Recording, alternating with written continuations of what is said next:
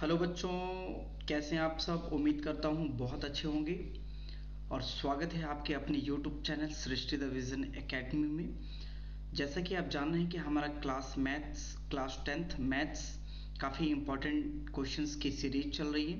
Chapter number 1 में मैंने आपको फर्स्ट और सेकंड पार्ट बता दिया है और चैप्टर नंबर 1 आज काफ़ी इम्पोर्टेंट आज हम और इसी के बाद हमारा यह चैप्टर कंप्लीट हो जाएगा।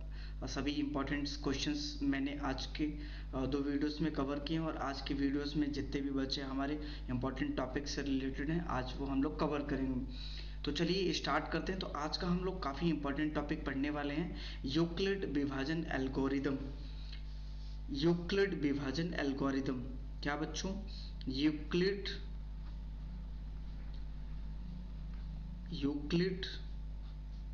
विभाजन यूक्लिड विभाजन एल्गोरिदम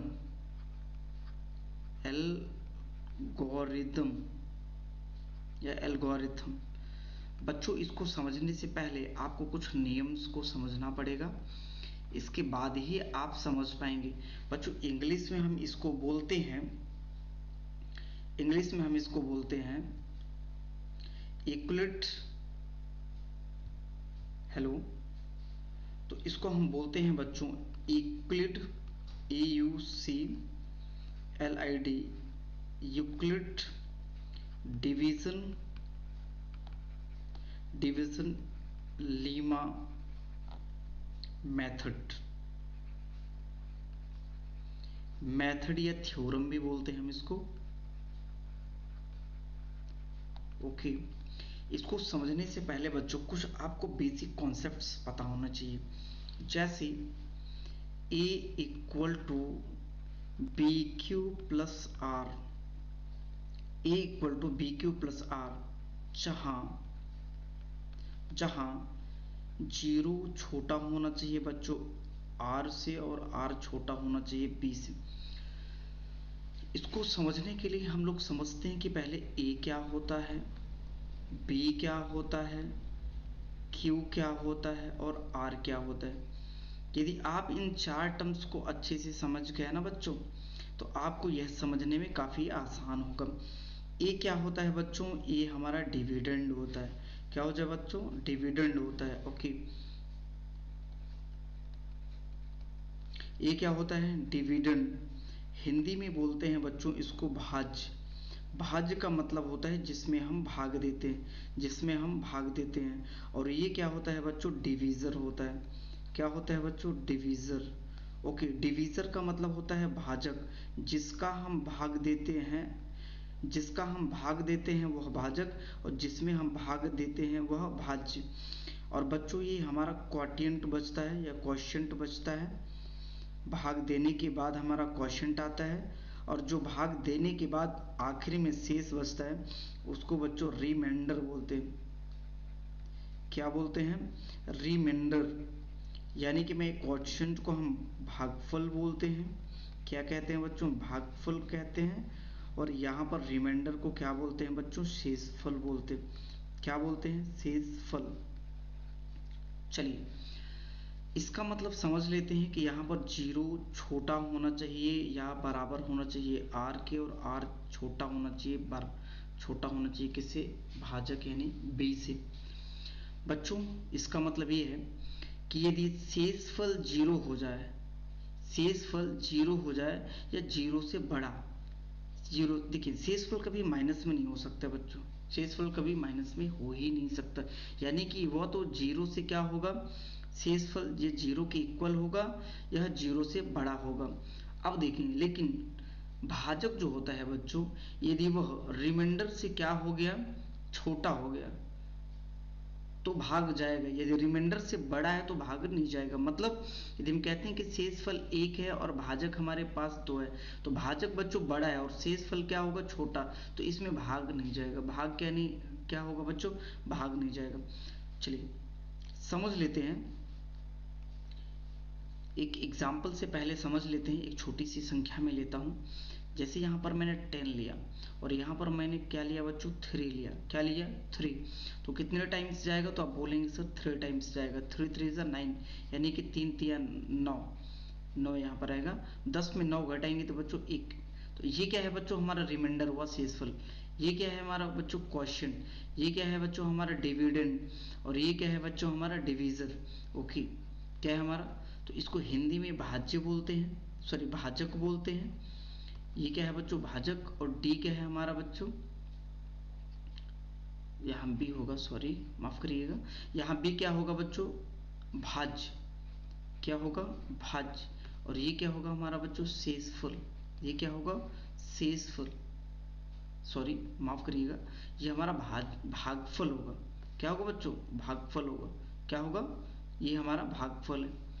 क्वेश्चन क्या होता है, हिंदी में बोले तो भागफल होता है, भागफल होता है। और ये जो लास्ट में आखिरी बचता है वो हमारा शेषफल। एक बार मैं फिर से समझा देता हूँ कि 3 जिसका हम भाग देते हैं बच्चों वो भाजक होते हैं, जिसमें भाग देते हैं वो भाज्य होता है, और देने के बाद जो हमारा आता है वो भागफल होता है, और जो बचता है हमारे पास वो क्या होता है बच्चों, शेषफल।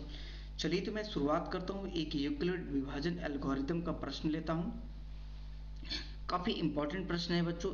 जैसे 135 और और और 225।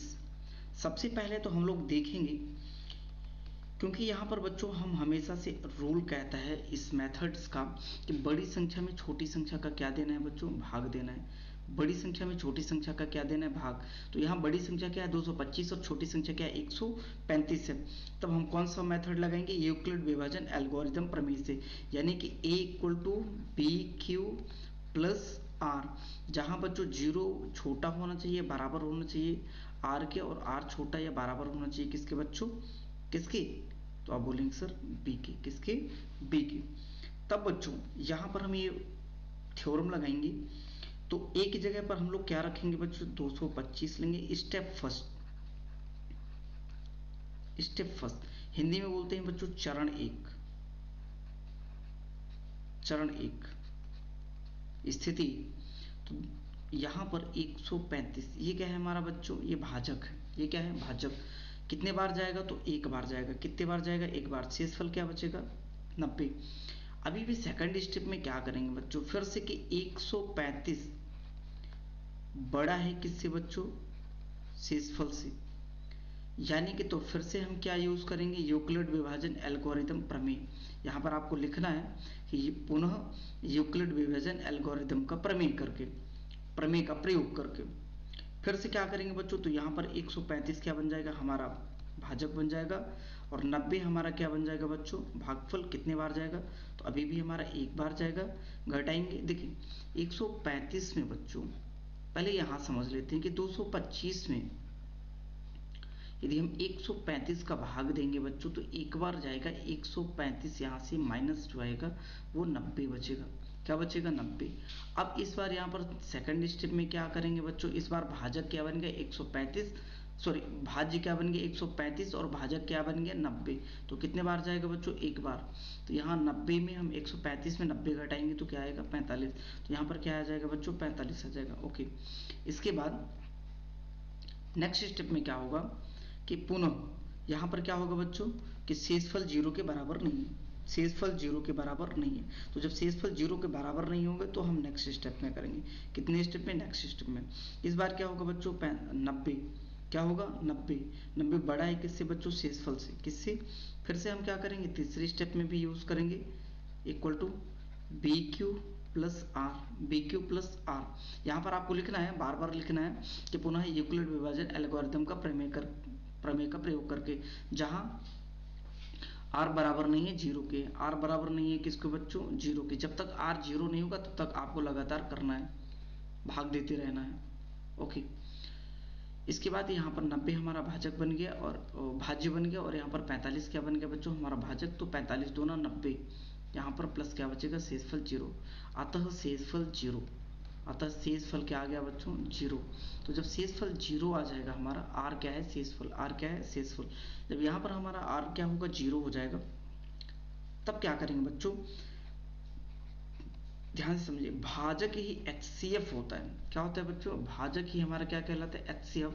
तो यहाँ पर 225 कॉमा 135 का जो HCF आएगा बच्चों, HCF आएगा वो आएगा 45, और इस प्रश्न का यही क्या होगा? आंसर। चलिए, आई होप कि यह समझ में आया होगा, नहीं आया होगा, चलिए कोई बात नहीं। हम एक नेक्स्ट और न्यू क्वेश्चंस लेते हैं। क्या लेते हैं? नेक्स्ट और न्यू क्वेश्चंस, और वहां पर समझाने का प्रयास करेंगे। तो बच्चों, यह दूसरा हमारा प्रश्न है आज का। यदि हम 867 और 225 55 है, 255 ले लेते हैं बच्चों। पहला स्टेप में क्या करेंगे? यहाँ पर देखेंगे, हम हमेशा बड़ी संख्या में छोटी संख्या का भाग देते हैं, और तो 867 में हम किसका? 255 का भाग देंगे। तब क्या करेंगे बच्चों? यूक्लिड, यहाँ पर मैं लिख देता हूँ, यूक्लिड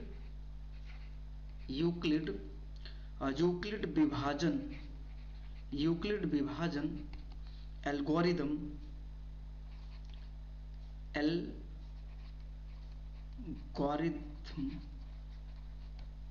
का प्रयोग करके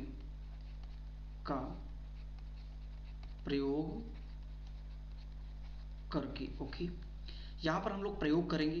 तो यहाँ पर बच्चों जो बड़ी संख्या है वो हमारा भाज्य कहलाएगी, और जो छोटी संख्या है वो बच्चों क्या कहलाएगी? भाजक कहलाएगी। क्या कहलाएगी? भाजक गुणे, भाजुक गुणे क्या होगा बच्चों?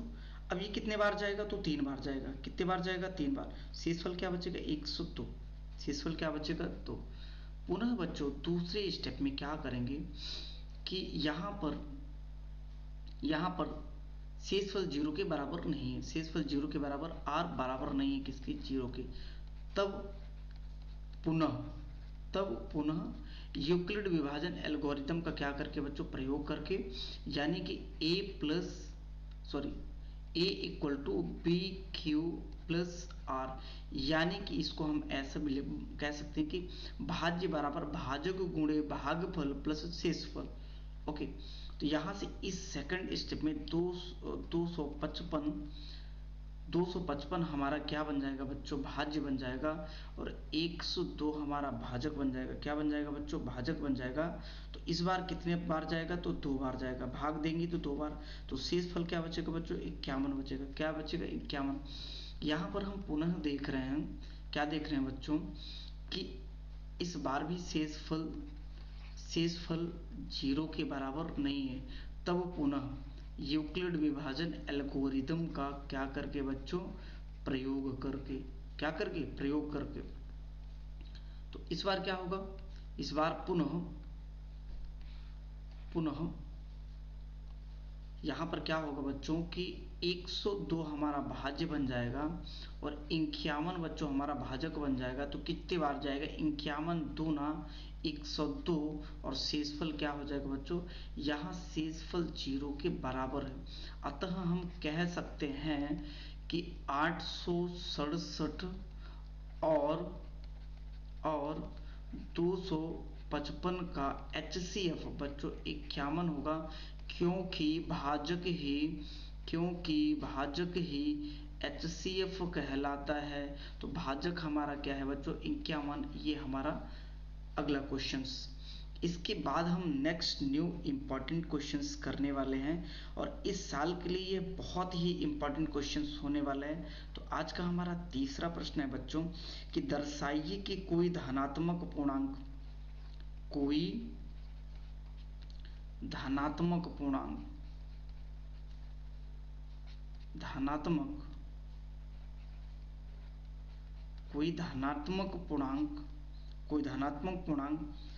6q प्लस 1 6q प्लस 3 या 6q प्लस 5 धनात्मक विषम है। यहाँ पर आपको विषम लेनी है। धनात्मक विषम पूर्णांक किसके रूप का है? 6q प्लस 1, 6q प्लस 3 या 6q प्लस 5 के रूप का है। दर्शाइए। अब चलिए यहाँ से सॉल्व करने का प्रयास करते हैं। यदि बच्चों हम यहाँ पर यदि माना कि कोई धनात्मक पूर्णांक, कोई धनात्मक पूर्णांक बच्चों हम a और b ले लें। यदि क्या ले लें, a और b ले लें, तो a क्या होगा हमारा भाजक और b क्या हमारा होगा बच्चों, सॉरी a क्या हमारा भाज्य होगा और b क्या होगा हमारा भाजक। और बच्चों यहाँ भाजक b बराबर देख रहे होंगे 6 होता है। क्यों? क्योंकि a बराबर क्या होता है, b q plus 1, b q क्या होता है प्लस 1। तो b की जगह पर आप देख रहे होंगे कि 6 है, q एज इट इज लिखा हुआ है। और यहाँ पर बच्चों शेषफल क्या है बच्चों, 1, 3 और 5। यहाँ पर काफ़ी अच्छे से करेंगे। अब यहाँ पर बच्चों जहाँ यदि हम ये बोलें कि Q बड़ा होना चाहिए, बराबर होना चाहिए किसके, तो आप बोलेंगे सर 0 के। किसके? 0 के। यदि यहाँ पर हम R बराबर 1 ले लें, 2, 3, 4, 5, क्या ले लें 5, क्योंकि क्योंकि क्योंकि आप जानते हैं कि 0 छोटा होना चाहिए, बराबर होना चाहिए शेषफल के, और शेषफल हमेशा छोटा होना चाहिए किससे, भाजक से। किससे? यदि शेषफल बड़ा होगा तो भाजक का भाग चला जाएगा, इसलिए हमेशा क्या होना चाहिए, शेषफल छोटा होना चाहिए किससे, भाजक से। क्या होना चाहिए, भाजक से। चलिए अगली स्टेप में जो हम करने वाले हैं बच्चों, अगले स्टेप्स में हम जो करने वाले हैं वो काफ़ी समझने लायक है। तो यहाँ पर हम पहला लिखेंगे कि यदि हम r बराबर क्या ले लें बच्चों, r बराबर 1 ले लें, तो क्या होगा 6q plus 1, 6q plus 1 equal to, इसको किस प्रकार से लिख सकते हैं, तो 2 इंटू 2q, 3q, क्योंकि 3 2 6 होगा, q प्लस 1। यदि बच्चों यदि 3q को हम k ले लें, यानी कि k1 ले लें, k1, ऐसा क्यों कर रहे हैं आगे पता चल जाएगा आपको कि ऐसा हम क्यों करने वाले हैं। एक क्या ले लें, एक पूर्णांक ले लें, जहाँ k1 एक क्या ले लें बच्चों, एक पूर्णांक ले लें। क्या ले लें, पूर्णांक ले लें। ओके, ये पहला स्टेप था। और दूसरे स्टेप्स में क्या करें बच्चों, यदि पुनः 6q प्लस 3 ले लें, और इसको फिर से लिख दें हम क्या, 2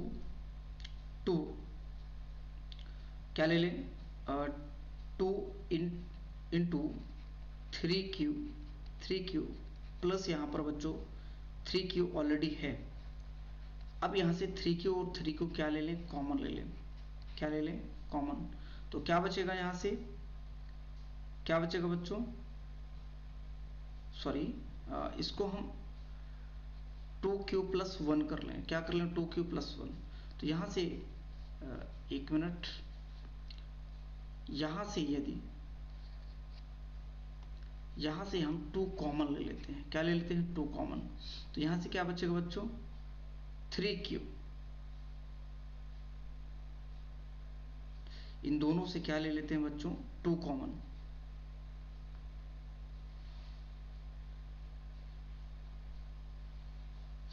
क्या ले लेते हैं बच्चों, एक मिनट, यहाँ पर माफ करिएगा, यहाँ पर सिर्फ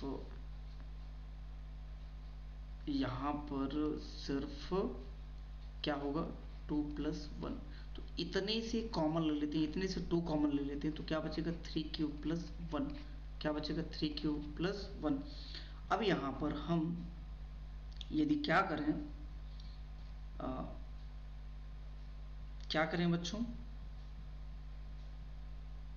एक मिनट, थोड़ा सा रुकिए, और इजी कर देते हैं इसको और इजी में कर देता हूँ। देखिए यदि यहाँ पर हम ले लेते हैं कि 6q प्लस 3 है, तो इसको बना लेते हैं। क्या लिख सकते हैं बच्चों कि 6q plus 2, 6q plus 2 plus 1। क्या ले लेते हैं, प्लस 1। अब यहाँ से क्या ले लेते हैं, 2 कॉमन ले लेते हैं, तो क्या हो जाएगा 3q प्लस 1, और ये क्या हो जाएगा प्लस 1। अब यहाँ 3q प्लस k, इसकी जगह पर क्या ले लें बच्चों, k2 ले लें, तो क्या हो जाएगा प्लस 1, जहाँ क्या है पूर्णांक, और मैंने इसको इजी कर दिया। अब इसको क्या कर दें, यानी कि 3q plus 1 equal to k2, एक क्या है पूर्णांक। ये क्या है बच्चों? पूर्णांक। ये क्या है? पूर्णांक। इसके बाद बच्चों एक मिनट, इसके बाद हम यहाँ पर आप देखते जाइएगा, यहाँ पर यदि हम पुनः तीसरी स्टेप्स में ले लें कि 6q प्लस 5, इसको क्या लिख सकते हैं? इसको हम लिख सकते हैं कि 6q प्लस 4 प्लस 1, इन दोनों से कॉमन क्या आएगा बच्चों? यदि हम 2 ले लें तो यहाँ पर क्या बचेगा? तो 3q प्लस 2 और प्लस 1। अब यदि यहाँ पर 2k3 प्लस 1, हम लिख सकते हैं कि 3q plus 2 equal to k3, जहाँ एक क्या है बच्चों? पूर्णांक। क्या है? क्योंकि हम पहले मान के चलें कि ये क्या है? एक धनात्मक विषम पूर्णांक है। तो बच्चों हम तीनों में देख रहे हैं, किस में देख रहे हैं? तीनों में, चाहे वो हमारे पास 6q प्लस 1 हो, 6q प्लस 2 हो या 6q प्लस 3 हो, हम देख रहे हैं कि सभी में 2k प्लस 1 आ रहा है, 2k प्लस 1 के रूप का आ रहा है। किसके रूप का? के रूप का आ रहा है। तो हम ये कह सकते हैं कि इस प्रकार, इसलिए यह 2 से विभाज्य, क्या बोल सकते हैं बच्चों? कि इसलिए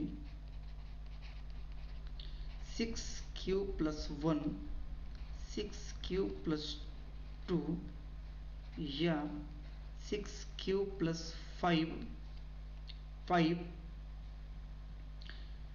सभी 2 से विभाजित नहीं होंगे, सभी 2 से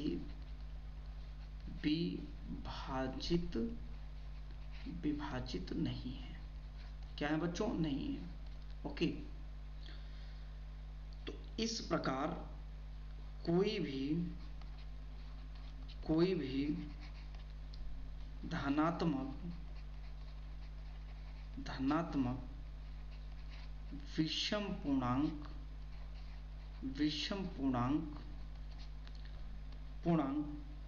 6q plus 1, 6q plus 3, 6q plus 5 के रूप का होता है। ओके। आज का हमारा नेक्स्ट क्वेश्चंस है और यह क्वेश्चंस काफी इंपॉर्टेंट होने वाला है। देखिए, अगला हमारा क्वेश्चन है कि मैं क्वेश्चंस आप एनसीईआरटी का देख लीजिएगा कि किसी परेड में 616 सदस्यों वाली एक सेना, कितने? 616 सदस्यों वाली एक सेना की टुकड़ी को 32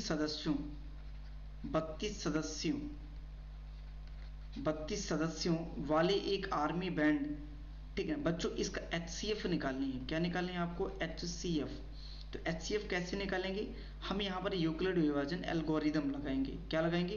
HCF निकालनी है 6 से 16 और किसका? 32 का। 616 और 32 का। तो यहाँ पर हम ये भाज्य ले लेंगे 6 से 16 और भाजक हमारा क्या आ जाएगा? 32 आ जाएगा बच्चों।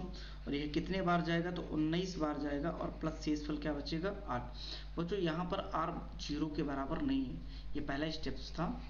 r 0 के बराबर नहीं, तो पुनः लेंगे क्या कि 32 बड़ा है किससे? 8 से। तो बच्चों यहाँ पर 8 गुणे 4, 8 चौक 32, 8 चौक 32 और यहाँ पर शेषफल क्या बचेगा बच्चों? 0। शेषफल क्या बचेगा? तो ये हमारा भाजक है। ये क्या है बच्चों? भाजक। और भाजक ही क्या कहलाता है? HCF। तो इसका HCF 616 और 32 का क्या हो जाएगा? तो आप बोलेंगे सर 8 हो जाएगा। क्या हो जाएगा? तो 8 स्तंभों, किसकी? 8 स्तंभों में मार्च कर सकते हैं, मार्च कर सकते हैं। कितने स्तंभों में? 8 स्तंभों में क्या कर सकते हैं? मार्च। यही स्तंभों की संख्या निकालना था बच्चों। अगला है हमारा प्रश्न, काफी इंपॉर्टेंट प्रश्न है और यह आज का आखिरी और अंतिम प्रश्न है। इसके बाद हमारा यह चैप्टर कंप्लीट हो जाएगा। हम नेक्स्ट न्यू चैप्टर आपको मिलेंगे। तो बच्चों मैं यहाँ पर क्वेश्चन समझाने का प्रयास करता हूँ। कहते हैं कि यूक्लिड विभाजन प्रमेयिका का प्रयोग करके दर्शाइए कि किसी धनात्मक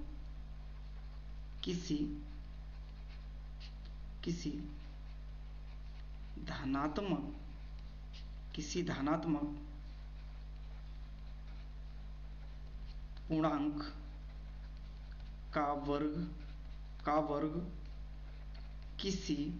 किसी पूर्णांक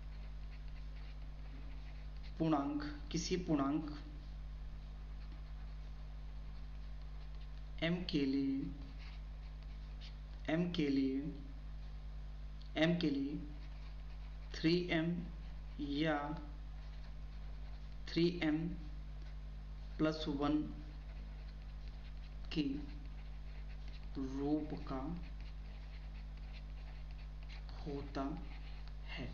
ओके, चलिए शुरुआत करते हैं। पहले क्वेश्चन समझ लेंगे। दर्शाइए कि यह प्रयोग करिए यूक्लिड विभाजन प्रमेयिका का कि किसी धनात्मक पूर्णांक का वर्ग किसी पूर्णांक के लिए 3m या 3m+1 के रूप का होता है। यहाँ पर ध्यान देनी है, धनात्मक पूर्णांक किसी पूर्णांक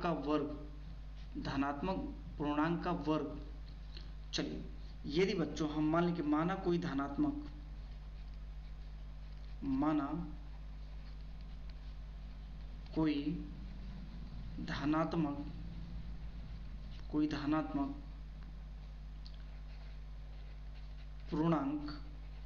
पूर्णांक a है, तब b बराबर 3 यूक्लिड विभाजन एल्गोरिथम का प्रयोग करके यूक्लिड विभाजन का प्रयोग करके चलिए प्रयोग करते हैं। तो यूक्लिड विभाजन a = 3q+r, जहां q बड़ा हो या बराबर हो 0 के, तब r बराबर हम यहाँ पर लेंगे 0, 1, 2। तो यहाँ पर क्योंकि बच्चों यहाँ 0 छोटा है बराबर है r से, और r b यानी यहाँ पर क्या लेंगे हम 3। इसके बाद बच्चों मैं समझाने का प्रयास करूँगा लगातार आपको कि क्वेश्चंस इजी वे में आपको, तो इसलिए यदि बच्चों r बराबर हम क्या लेते हैं 0 लेते हैं, यहाँ पर इसको समीकरण 1 चलिए दे देते हैं। तो समीकरण 1 से a = क्या हो जाएगा 3q+0, तो a = क्या होगा बच्चों 3q, दोनों पक्षों का वर्ग करने पर, दोनों पक्षों का वर्ग करने पर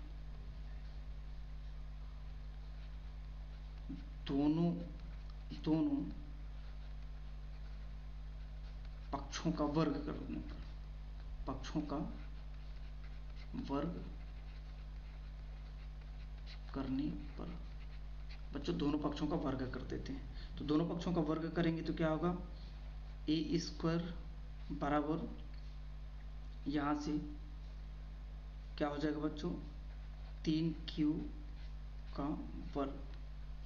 दूसरे स्टेप में क्या करेंगे बच्चों, r बराबर यहाँ से 1 रख देते हैं। तो समीकरण 1 में चलिए, तो समीकरण 1 में रख देते हैं। तो समीकरण 1 में यदि हम रखते हैं तो a बराबर 3q+1, इसका क्या कर देते हैं बच्चों वर्ग। तो दोनों पक्षों का वर्ग करने पर,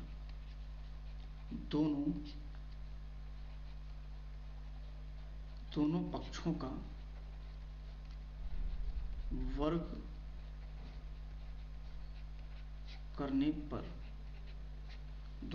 वर्ग करने पर, क्या करने पर वर्ग करने पर, यहाँ पर दोनों पक्षों का वर्ग करेंगे।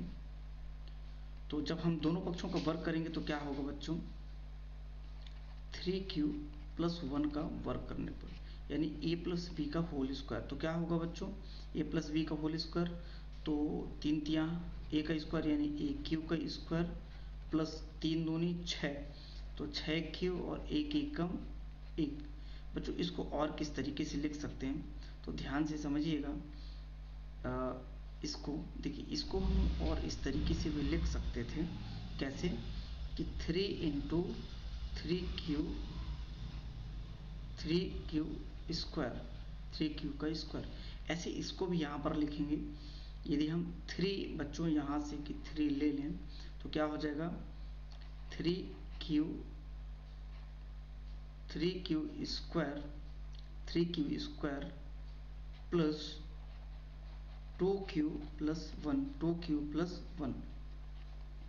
अब यदि बच्चों यहाँ पर हम यदि k ले लेते तो 3 क्या हो जाता है k1, जहाँ k1 एक क्या है पूर्णांक, जहाँ k1 एक धनात्मक पूर्णांक है। क्या है बच्चों, पूर्णांक। ओके, इसके बाद यदि यहाँ पर भी हम लेंगे तो क्या हो जाएगा 3k2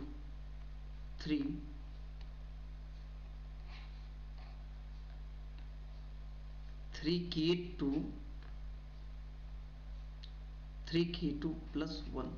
क्या हो जाएगा बच्चों, 3k2 प्लस 1।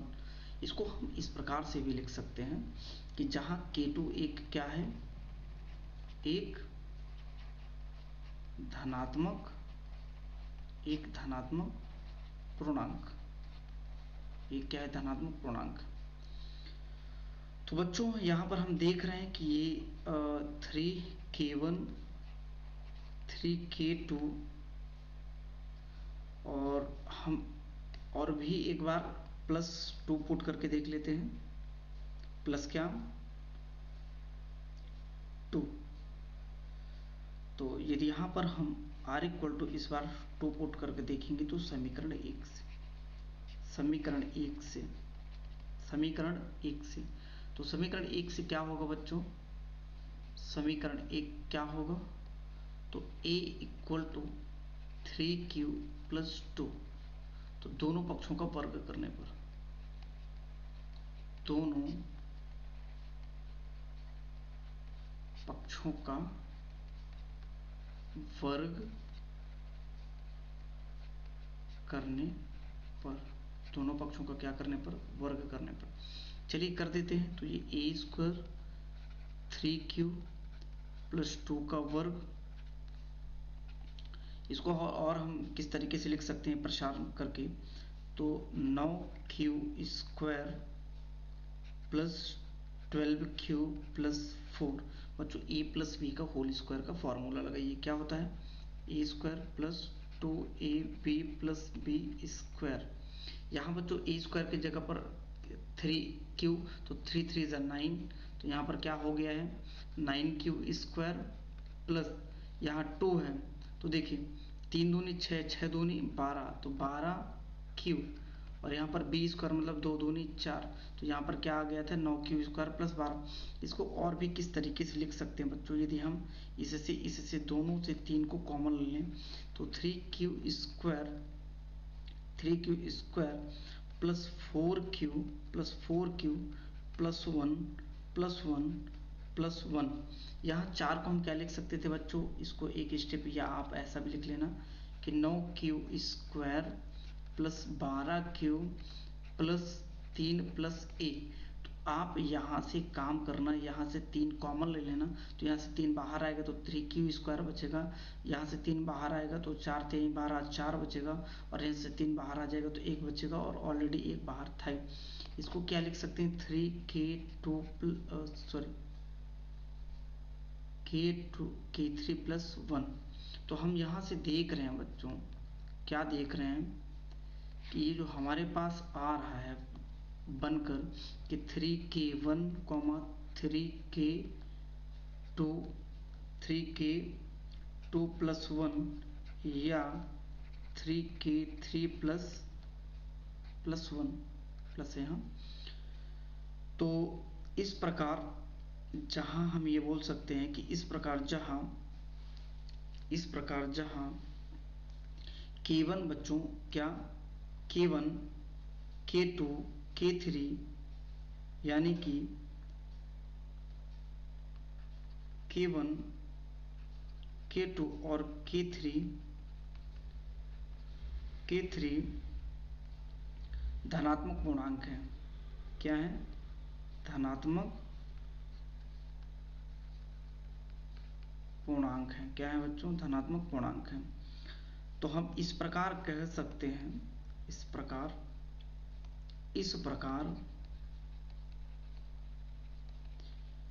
प्रकार प्रत्येक का वर्ग 3m या 3m+1 के रूप का लिखा जा सकता है। ओके, तो बच्चों आज के लिए बस इतना ही। Okay, thank you so much. यदि वीडियो आपको अच्छी लगी हो या कुछ सीखने को मिले तो आप वीडियो को लाइक और शेयर और सब्सक्राइब करना नहीं भूलिएगा। तो आज के लिए बस इतना ही। जय हिंद।